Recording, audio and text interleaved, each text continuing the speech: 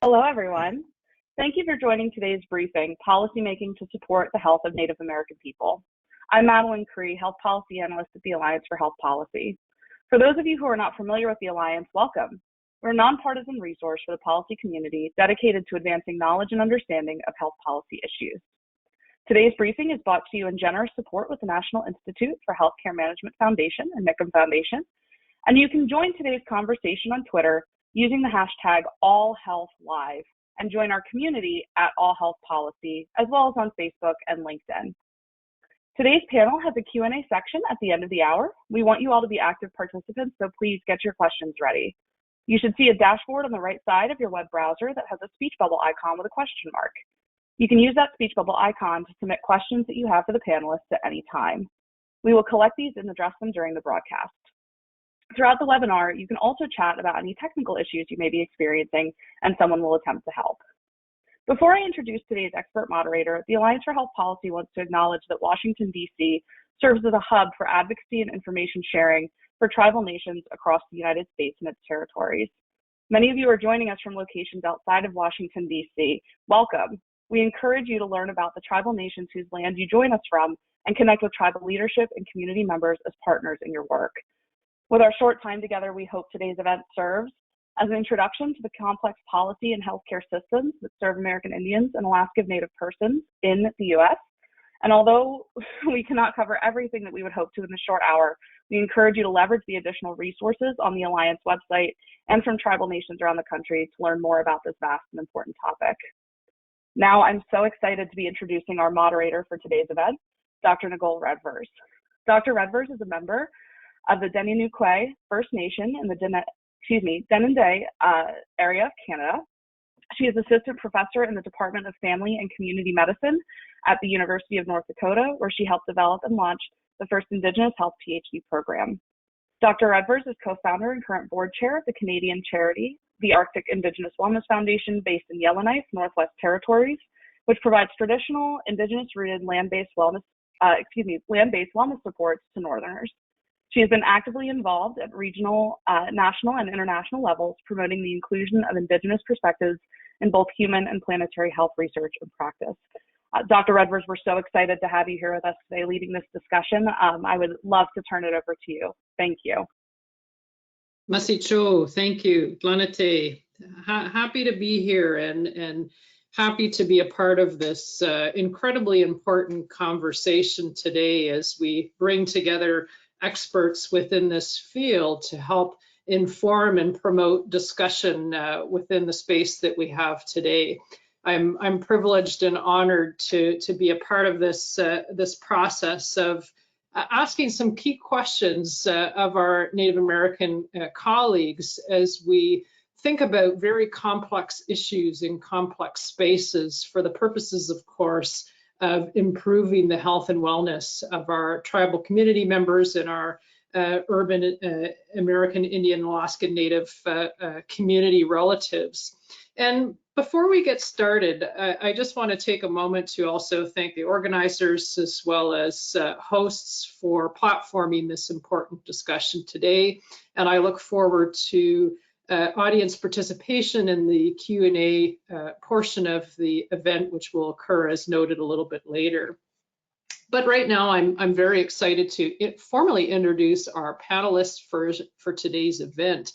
Our first speaker is Mr. Christopher Chavis, Deputy Director of the Policy Center at the National Indian Health Board. He has a deep interest in the intersection of public policy and access to resources for rural communities. Mr. Chavis has a Bachelor of Arts from Dartmouth College, where he majored in Native American Studies and Sociology, modified with public policy, a Juris Doctor from Michigan State University, where he worked as a research assistant in the Indigenous Law and Policy Center, and additionally a Master of Public Administration from the University of North Carolina at Chapel Hill, where he was a North Carolina Public Service Fellow. He's from Robeson County, North Carolina, and a citizen of the Lumbee tribe of North Carolina. Clearly impressive resume and great expertise for this topic here today.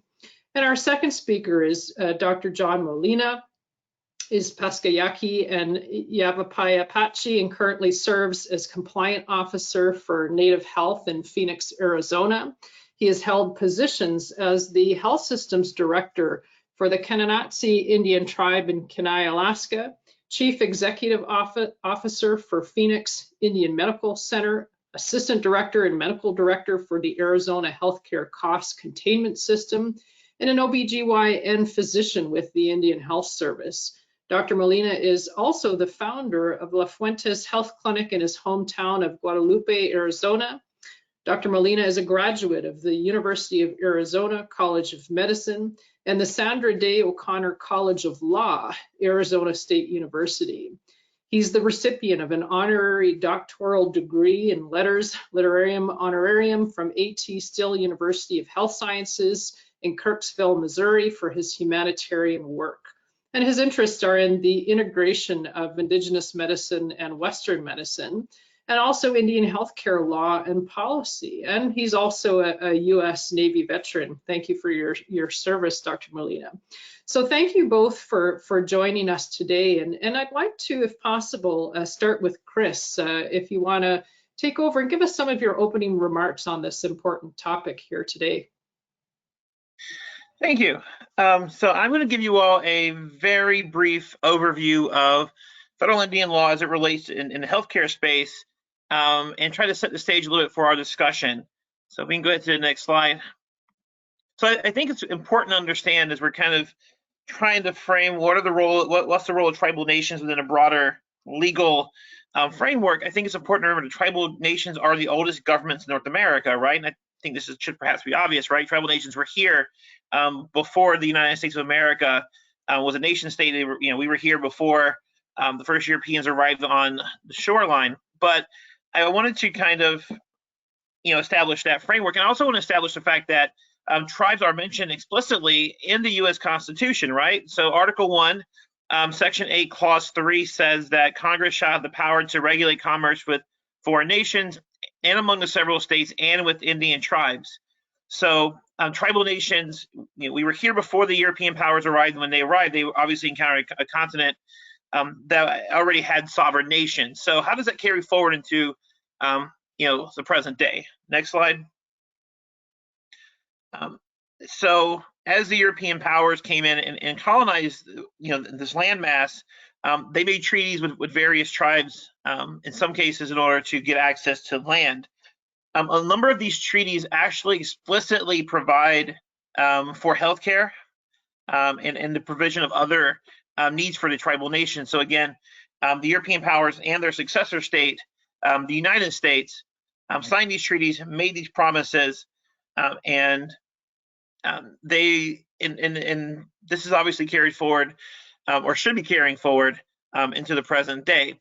I do want to stop here and kind of take this as kind of an inflection point to consider how this kind of builds the federal trust responsibility, right? So you have treaties, you have relationships with the federal government, and you can go more in depth on that piece, but it's been fairly explicit in Supreme Court opinions, federal statutes, treaties, and the numerous acts by the federal government that this relationship is between the tribes and the federal government. What that means is the states don't have a role in the trust responsibility, right? So I just want to draw that distinction here for you all as you're kind of thinking about where do tribes fit into this broader legal scheme. The trust responsibility, which is established, the treaties, as I mentioned here, and kind of it's codified more through Supreme Court opinions, federal laws, federal statutes, and other actions by the federal government. It exists between the federal government and the tribes. So that's important to keep in mind here as we start looking at how healthcare is given to Indian country. So the states have no role unless with some exceptions, but usually it's something delegated from the federal government. So just want to make sure I hammer that point home. So next slide. So how do we end up with the current scheme that we have for the provision of healthcare to American Indian and Alaska Native people? So it kind of starts with, at least a modern form of this rather, kind of starts with the Snyder Act, right? The Snyder Act of 1921 provided the authorization for funding of Indian healthcare.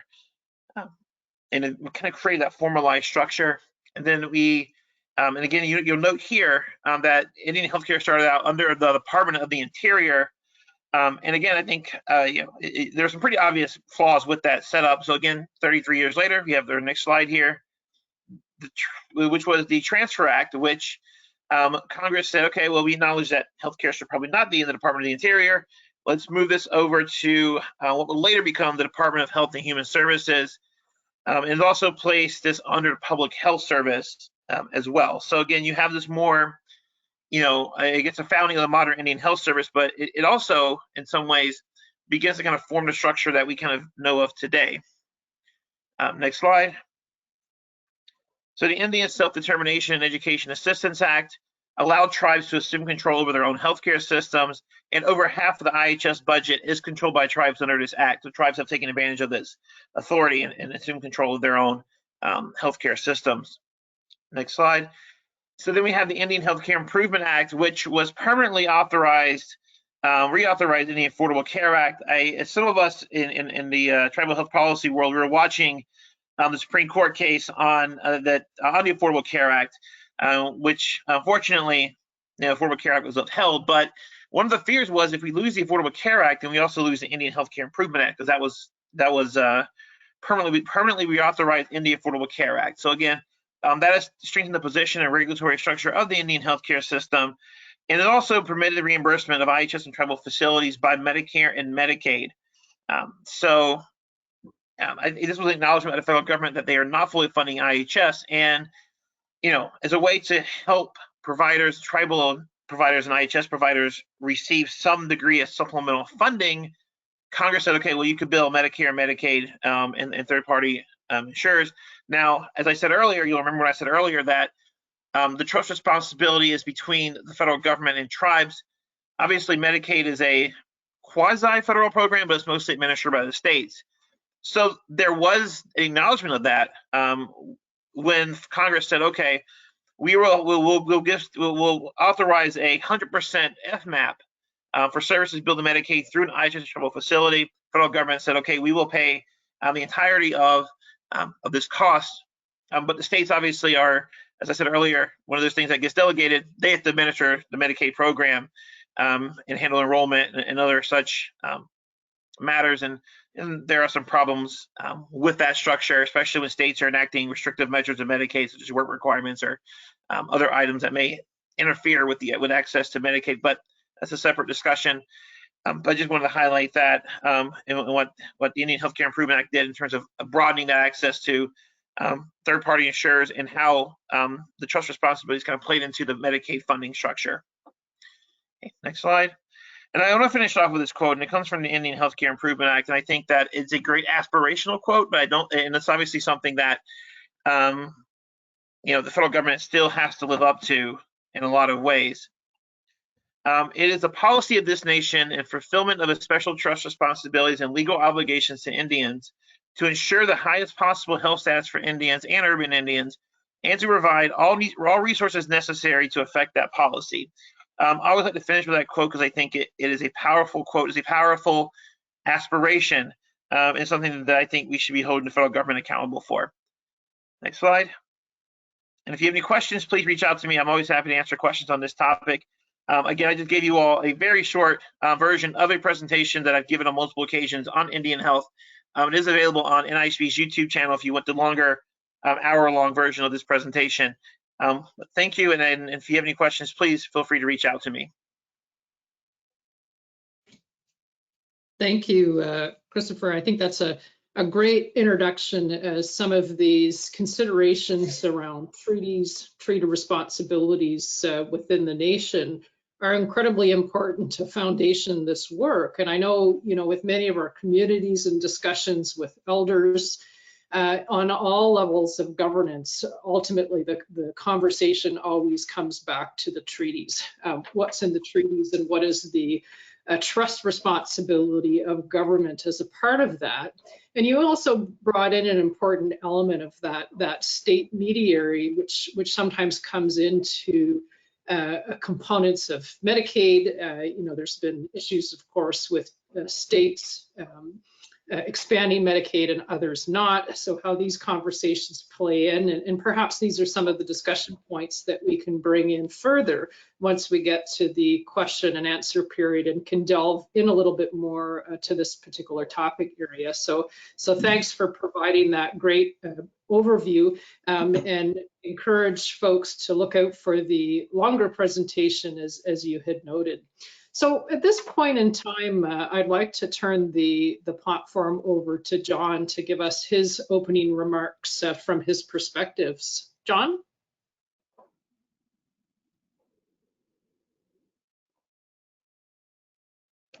Okay. Well, hello, everybody. Dios en Chamiabo. Amana Tevete Mehinewi. Hello, everybody. I'm John Molina, and I just greeted you in our Yaqui, our UMA language, a greeting and a blessing to everyone. Thank you all for the supporters of this program, and also for the panelists and people involved in putting this great activity together. Again, my name is John Molina, and I've had the wonderful pleasure and honor to have worked within the Indian Health Service system for over 25 years. And I appreciate Mr. Chavis giving that really great summary about the Indian Health Service, because I think that really serves as a foundation for not only for what was in the past and what was brought together for Indigenous healthcare, but what it means for the future. What I'd like to share with you in my portion of my introduction is really looking at the urban Indian clinics, urban Indian health organizations, which is part of the Indian Health Service. The Indian Health Service, again, is really a system of care that we have talked within our policy and environmental areas as being composed of the federally managed systems under the Indian Health Service, tribally managed programs under Public Law 638, and urban Indian clinics. So these are really three different entities that operate under the umbrella of the Indian Health Service. And I've had the pleasure and honor to work both as an administrator and as a clinician, both in the federal system, in tribal governments, and also now with the Indian Health Organization in Phoenix, Arizona, the Urban Indian Health Clinic. Just to give you a background of the Urban Indian Clinics, these Urban Indian Clinics were funded by the Indian Health Service as a way to provide health care to Indigenous people who moved into the urban areas in the big cities like Phoenix and Chicago and San Francisco, because as they were moving away from their reservations, their homes, they were in urban cities. And because of the federal trust responsibility, there was a need for providing healthcare to them without any co-pays or at no cost, as Mr. Chavis explained. So Native Health is really one of those urban Indian clinics that was brought forward and created in 1978 as a way for Native American families who lived in the Phoenix area to be able to access outpatient care.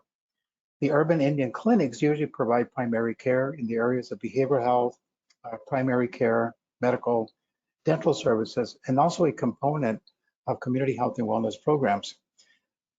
Native Health currently serves approximately 18,000 people in the metropolitan Phoenix area. Now, in 1978, it was really an urban Indian organization, so we could only provide services to enrolled members of federally recognized tribes.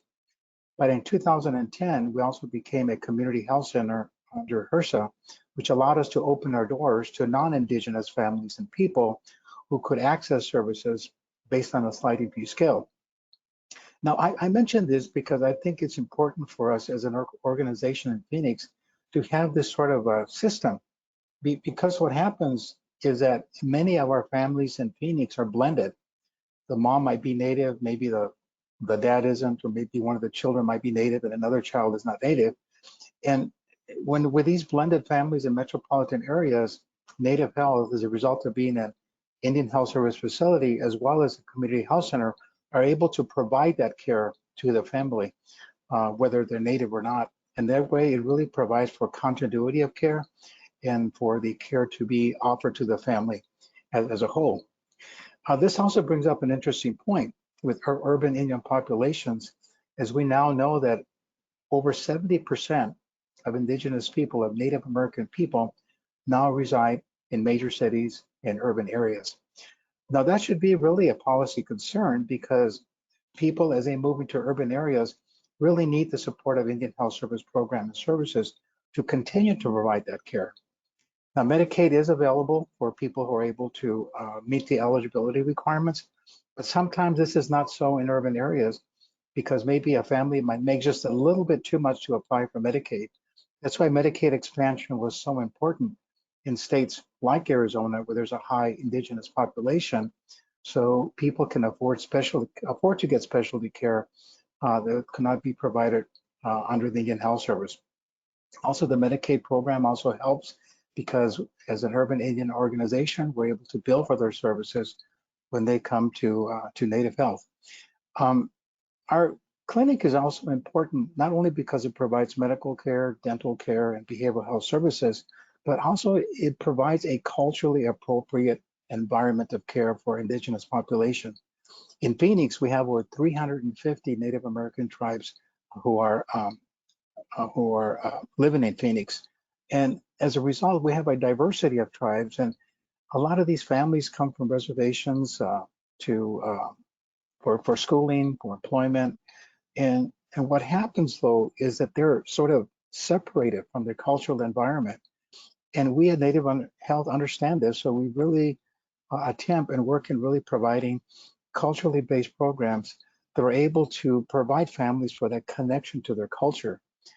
We do this through a lot of culturally native events. Now during the pandemic, a lot of them are online, but we really try to continue to engage our Native families in their culture because I believe, as many people do, that culture is really so important to the health and well-being of our people. Now we do struggle with our health challenges. We still have a lot of chronic diseases that we try to address in our urban Indian population. And unfortunately, the IHS budget is really quite insufficient. Is only about 1% of the discretionary funding goes to urban Indian clinic, when as many as 70% of Native Americans are living in urban areas. That's really a policy issue that needs to be addressed, as well as the other issue of what's called the Urban Indian Confer program. What happens under this program, which is part of Chapter 26, Part 5 of the Indian Health Service Manual, is that Indian Health Service proper needs to confer with urban Indian organizations when there is going to be a material change in programs or services, or to actually be able to confer with urban Indian populations on innovative projects that urban Indian organizations are wanting to do. So this is critically important in being able to provide sort of a continuity of care and administrative services so that Indian Health Service and urban Indian populations can actually work together to be able to enhance the care of our indigenous people who live in urban areas.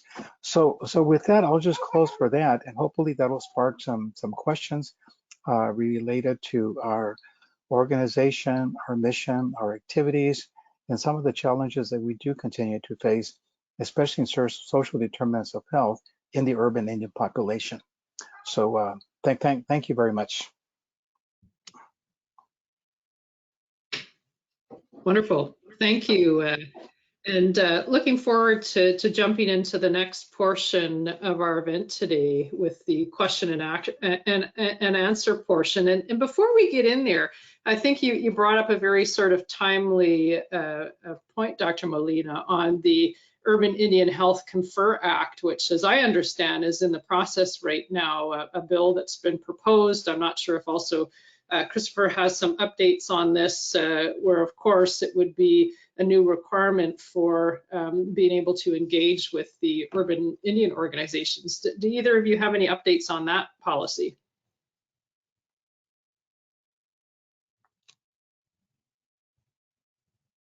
I do not have any updates other than as far as Native Health, we've actually tried to work with the Phoenix Area Indian Health Service here in Phoenix because there were some activities taking place within Indian Health Service, the large medical center, which we weren't aware of, that impacted the operations for Native Health. And we tried to remind them of the Confer Act and the need to confer with urban Indian populations. Because what's interesting, the Phoenix Indian Medical Center only lies about 3 miles away from the Native Health Organization. And it's unfortunate that I've seen in the 6 years that I've been there that IHS does not do a very good job about conferring with the urban Indian organization on activities and programs that could materially impact the operations of the urban Indian clinic. But I don't have any specific updates as far as what's going on with that now.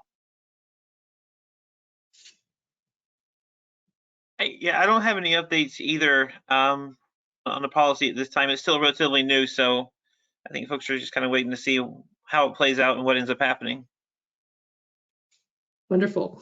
Well, in keeping of that, highlighting the importance given the fact that, around 71% of our American Indian and Alaska Native relatives are living in urban areas. It's a timely conversation and an important one, as noted, given the lack of directed funding to the urban Indian health organizations comparatively to the tribal organizations, at least per capita.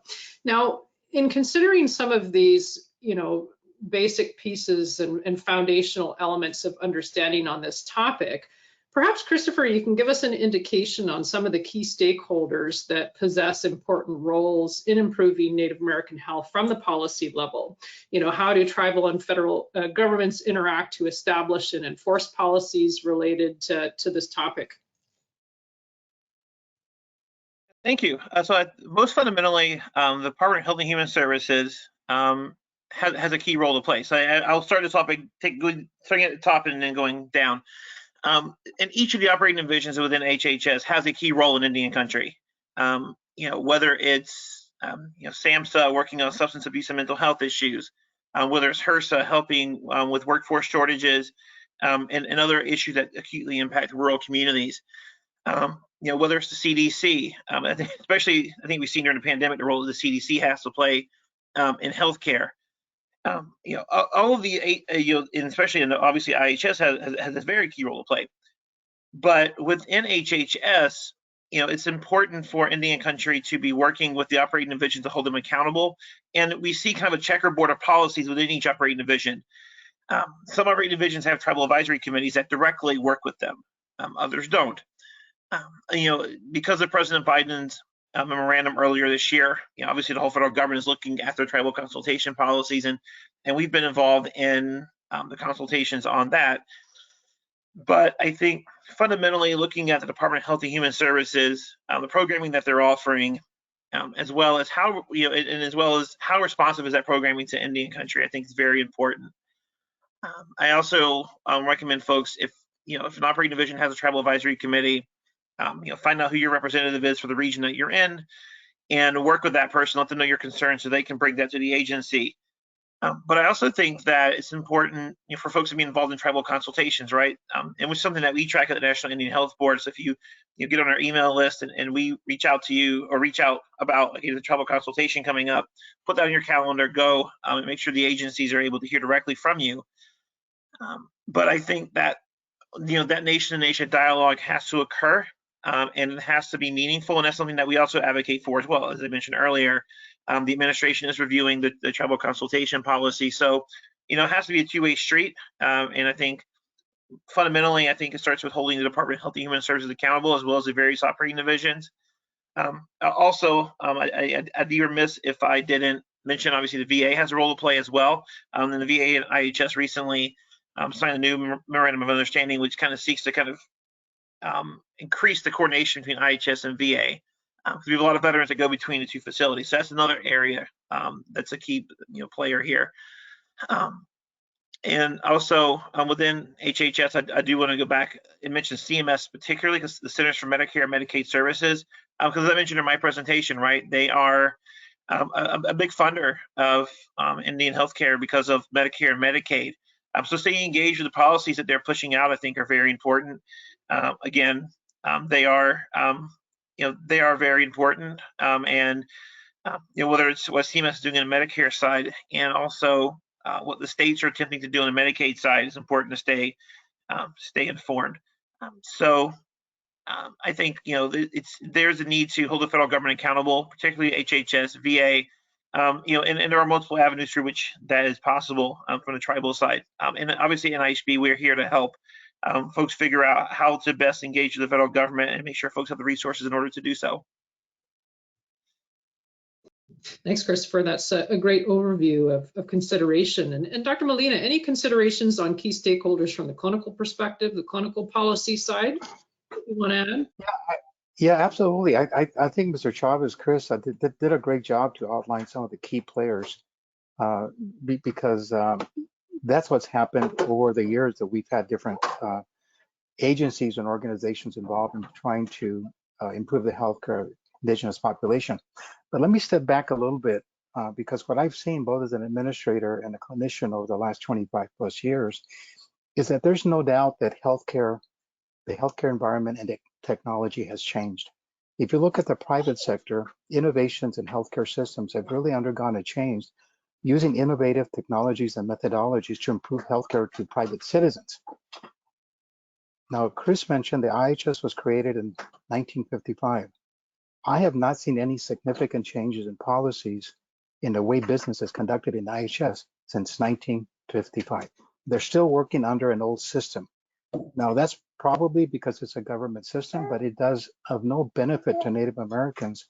It's like we're working with an antiquated system. The one thing that I try to emphasize as a matter of policy is that the government does have a treaty responsibility that they tend to forget in Congress. I think because I find a lot of Congress members live on the East Coast, East Side, and don't recognize the real issues in Native care.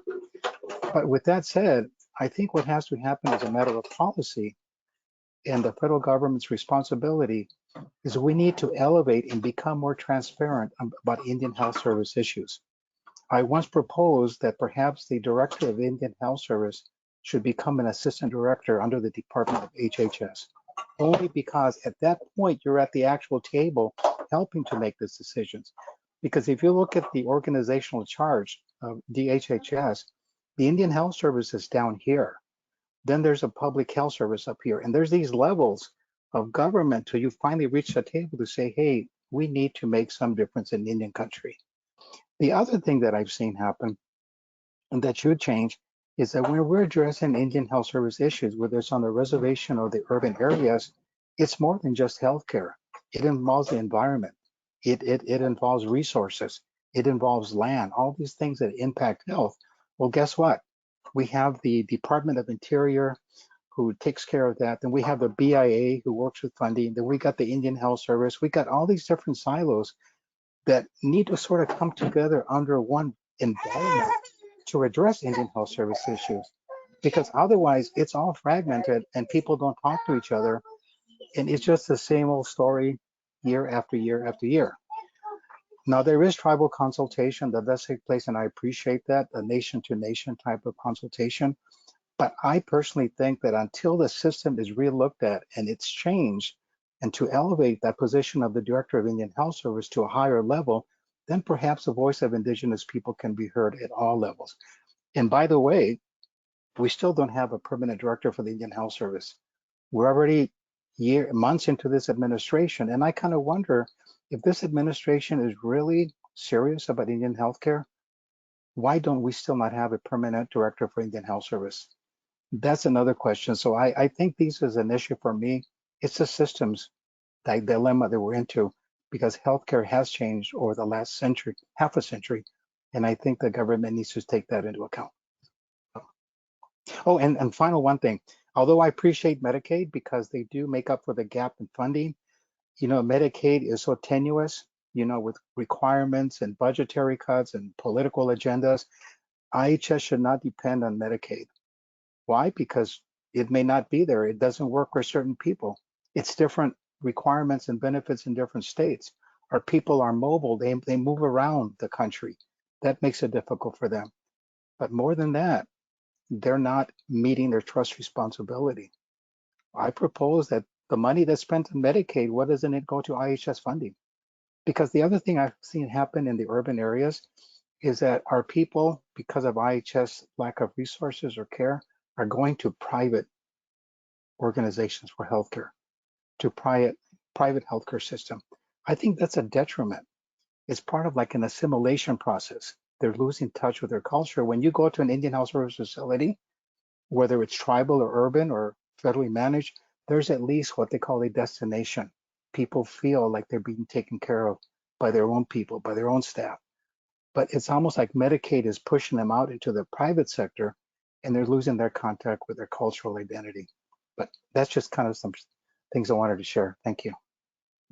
Thank you, Masi Cho, for sharing that. It's an important context, and I think we often hear, the extreme health disparities that we see, are based on a health system that was set up to do what it was meant to do, which is create health disparities. It was at a time where the view of American Indian and Alaska Native within this country was, a subset, less than in terms of the population, the old adage, kill the Indian, save the man kind of approach with this.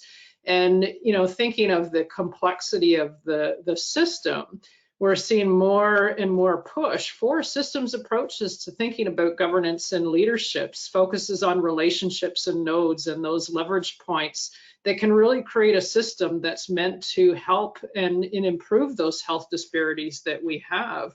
So just to back up a little bit, because I think it's important for some of our audience here, with one of the questions that was posed by an audience member is what makes a federally recognized tribe? And let's consider that, comparatively to a state recognized tribe or an unrecognized tribe and what that means for health policy and care. Christopher, do you want to tackle that one?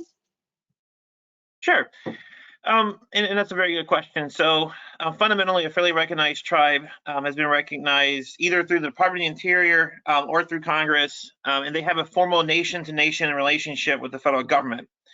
A state recognized tribe lacks that relationship. And obviously, there are multiple ways you can become a federally recognized tribe. I mentioned the Department of the Interior has a Office of Federal Acknowledgement. You can petition, and it's a fairly extensive paperwork process. In order to do that, a number of tribes have become recognized through Congress. If you remember my presentation, I mentioned that Congress, in the Constitution, has an authority to work with, tribal nations, and that's not to go too far into a rabbit hole, but it's kind of the basis for the plenary power doctrine.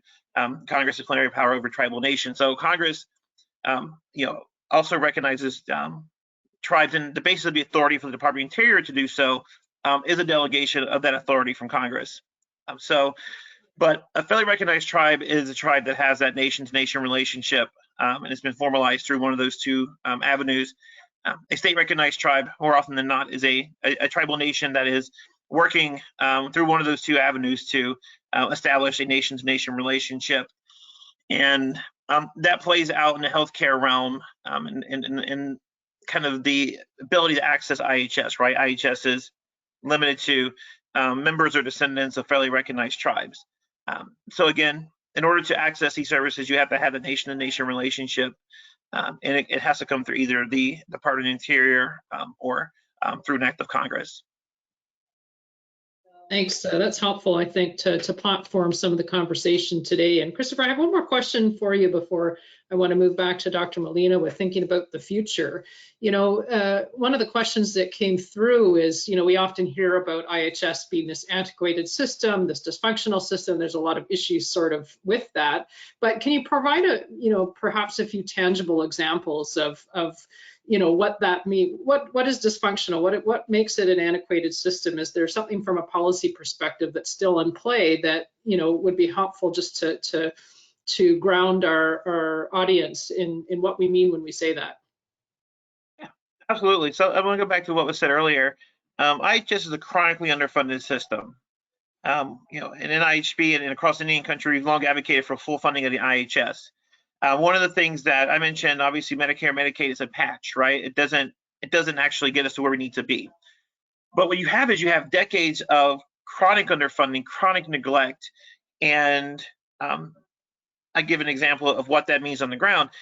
The rate at which facilities are replaced within IHS is so backlogged and in large part due to this underfunding that it would take, I don't know the exact number, but I know it's a couple hundred years on the current schedule for a facility to be replaced, right? So you have a backlog in facilities replacement. You have also the challenge that tribes have is that when the modern public health apparatus was being created and the modern public health infrastructure was being created, it was created at the state level, it was created at the local level, right? But it wasn't created at the tribal level, and tribes really had to kind of figure that out on their own. So tribes are still working through how do you create this system after, again, years of neglect and years of not having support in doing so. But I think the most concrete example is just that lack of resources, lack of attention, and just a severe backlog and just replacing basic facilities that we see with the Indian healthcare system.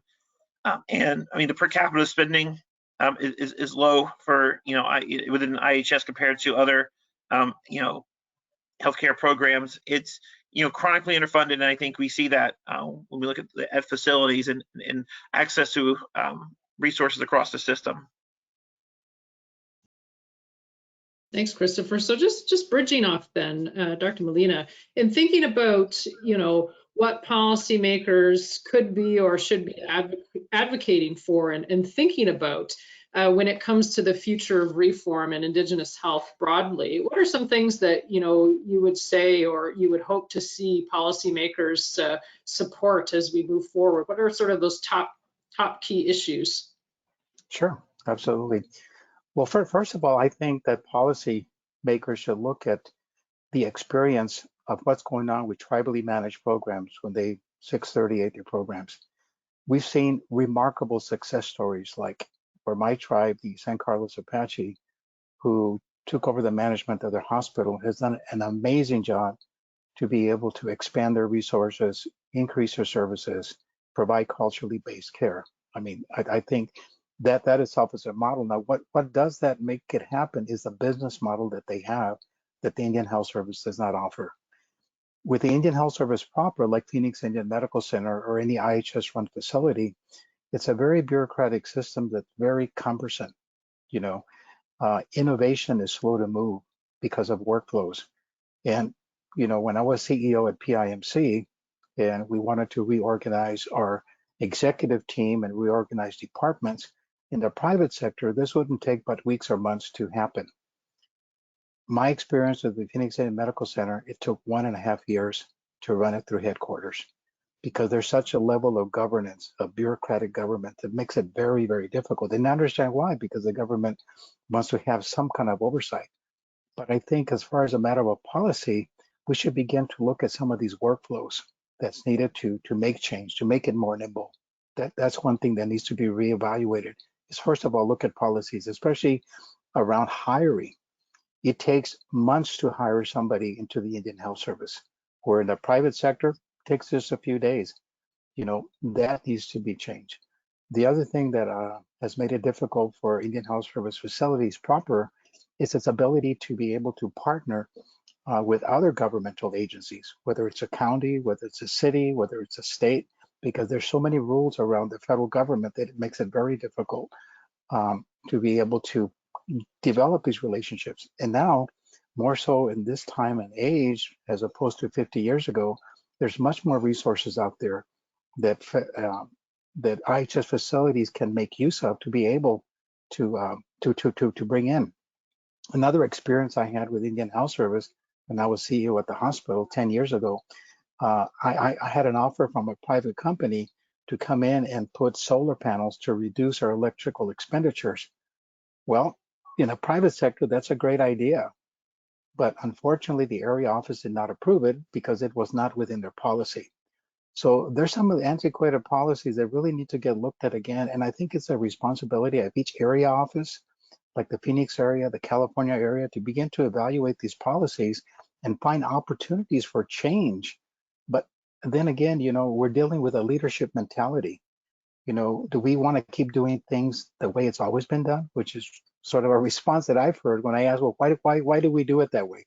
Well, because it's always been done that way. And that unfortunately really leads to a lot of bumps and challenges in people to be able to get access to care or even be able to upgrade a facility. It really is a big effort. And I think people who are in leadership positions and administrative positions find it very difficult to be able to manage change because it's a very cumbersome system to manage change within Indian Health Service. The other thing too that I think is a matter of policy that needs to be looked at is the wages for healthcare providers within the Indian Health Service, because the wages are very low comparable to the private industry, and we tend to lose a lot of good providers because they got families to work, to take care of, they got kids to go to school, and unfortunately it's a very competitive market out there. I've seen in Indian Health Service, when we would train certified coders and billers, when we would get them certified and trained to be able to enhance our funding to the IHS facility by third-party payers, they got offered other jobs, higher pay, so they left the Indian Health Service. Providers leave the Indian Health Service because there's other opportunities for better pay and environments. Now, we do get a lot of people that come to the Indian Health Service to do their payback or either to get student loans repaid. And unfortunately, that's good, but after the loans are paid up, they leave because there's other opportunities. So I think as a matter of policy, we should begin to look at clinicians' wages as a way to keep, retain, and recruit qualified providers to come into the system. We all had the unfortunate experience a few years back when we saw that there were some providers that unfortunately were doing illegal things within the Indian Health Service. And that had to do with background checks. There was not a good system of background checks. And unfortunately, we hired providers that didn't have the best moral responsibilities, and patients get impacted. So I agree with Chris also that, it's really a matter of funding, that we need to put into the system. Otherwise, it stays antiquated. We're not able to compete in the private sector, and we're losing a lot of good people. So thank you. Thanks for that perspective. And I think, it's an important consideration going forward. And, I'll pose a similar thing to you, Christopher, thinking, building off the ACA, improving our systems, what kinds of things do we need to be advocating for and thinking about in our tribal communities? There's often this debate, even in academic circles, between, do we centralize services? Is it a single payer system? Or, as Dr. Molina was saying, ensuring that there's independent sovereign nations operating their health systems, but improving integration and collaboration. How do we move forward? What do we do building on the ACCA? What do you see being the key points? So I think fundamentally we need to get full funding for IHS. I think that will help us begin to solve a lot of the issues that we're seeing. And obviously the next question is, how do you move towards full funding, right? What is the best way to do that? And we've advocated in IHP for a tribally driven study on that, where the tribes can come together and figure out what does full funding actually look like? Where should funding be allocated? What are the pressing needs of Indian country? So I think a tribally driven study, I think, is something that we're advocating for, and we think could help answer that question of what does full funding look like. In terms of building off the ACA, I think you can look at some of the policy proposals that are out there right now. And I think, and I guess juxtapose that on top of what does that look like in regards to a fully funded Indian healthcare system, right? Do we still need those third-party payers, right? And that's an open question. I don't have the answer to that question. And I think that's why you would want to do a study, again, a tribally driven study, in order to figure out the answer to that question. But I think any discussion about improving Indian healthcare starts and ends with fully funding the Indian Health Service, and making sure that funding is available to address some of these longstanding needs. And as Dr. Molina said earlier, keep our people in the Indian healthcare system and keep them from going to private, private entities. And because you think about some of the things that the Indian healthcare system should be doing, right? Traditional healing, culturally competent healthcare, and all that is it's possible and can be expanded upon with full funding of IHS. You brought up an important point. I think we've had thousands of years of health systems within this continent, and our traditional healing services were very much foundation on community values, regional, of course, with that. Dr. Molina, how do you see that being incorporated from a policy perspective within our tribal communities, or even in the urban indigenous organizations? Yeah, absolutely. Thank you, Chris, for touching on that, because I think the Western-based model of care has had a devastating impact on indigenous health and wellness. because it's a totally different model of care based on just, you know, the mind and the body. And the thing about the Western-based medicine of care is they don't really always incorporate what was so important to indigenous people, the spirituality part of health and well-being, which is what traditional medicine is really all about. Incorporating the holistic impact or the holistic approach of mind, body, spirit, emotion, family, everything that comes together to provide that health care. That's the way our people's DNA thinks and is all about. It's always been that way.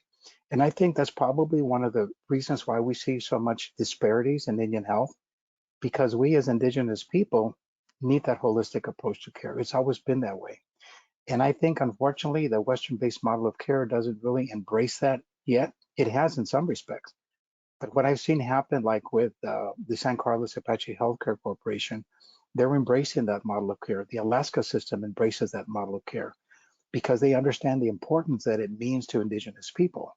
So I think that as a matter of policy, you know, the federal government, Congress, IHS really needs to look at this important aspect of bringing back that model of care by funding that model of care, by providing resources to be able to address that. Because going back to that 25 USC 1602, the highest possible health status, that is the goal, the highest possible health status. And we're still missing that goal because perhaps we need to incorporate not only more funding, but be able to capture the real element of what indigenous health and wellness is all about as a matter of policy, but also as a matter of a sovereign right. You know, it's a sovereign right.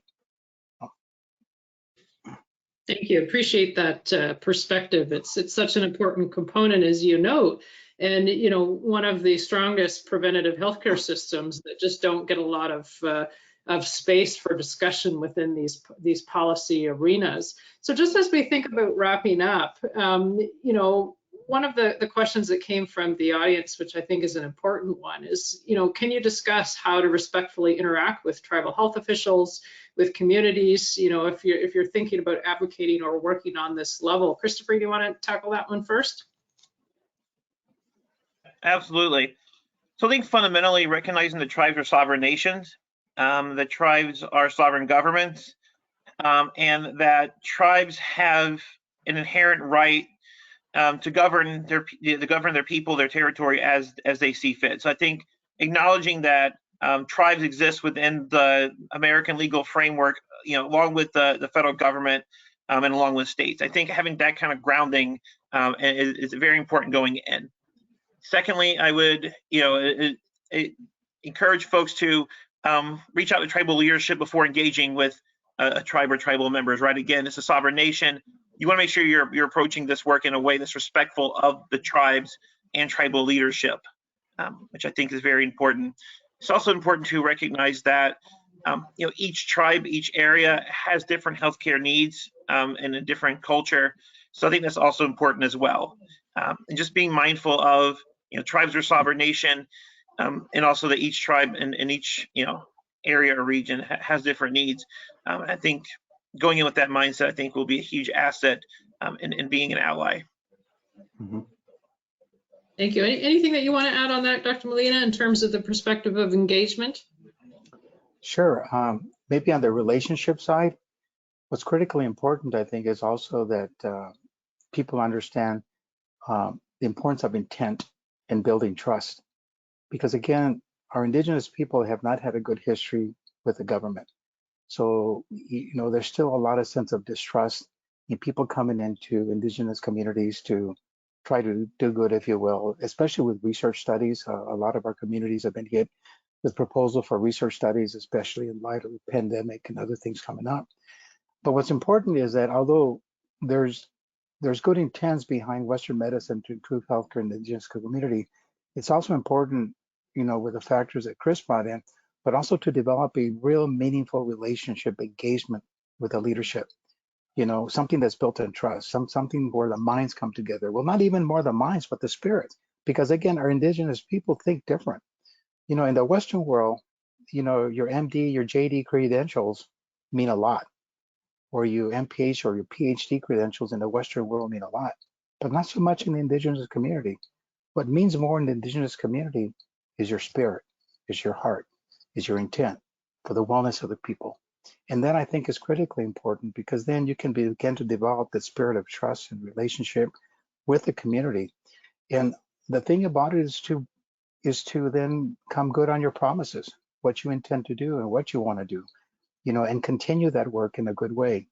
Not just come in, do what you got to do, then leave again, but continue that relationship with the tribe for perhaps other opportunities that may come up, because I think the relationship building is also really critical in tribes. Well, I think what a wonderful way to close out some of the questions today and bring us back to the spirit and the worldview of our Indigenous communities, across our great land. And I really want to thank you both for your insights on this important topic. And I know we've only just scratched the surface. It's such a huge and deep area of consideration. And unfortunately, this is all the time we have today. John and Christopher, I'd really like to thank you so much. Masi Cho, thank you with honor. We appreciate you being here with us today. And I'd encourage the audience members to please take the time to complete this brief evaluation survey that you'll receive immediately after the broadcast ends, as well as via email later today.